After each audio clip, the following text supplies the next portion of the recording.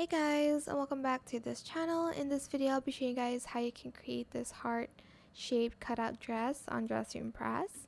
So select this outfit and then, this top, and then color it to whatever color you want. I'm choosing black for mine. Then we're going to also use this fit and we're going to make it a smooth material. Then we're also going to use this fit here, and I'm just going to toggle it to the third one, but you can toggle it to whatever color you want.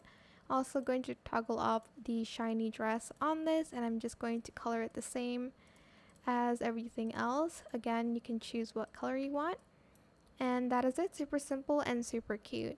I hope this tutorial was helpful for you guys. Don't forget to like, comment, share, and also subscribe to this channel if you haven't done that already. If you have any more questions about this video, just leave it in the comment section down below. I will try my best to answer them all for you guys. And if you found this video helpful, please click the thanks button as well. That is it. Thank you so much for watching. Bye!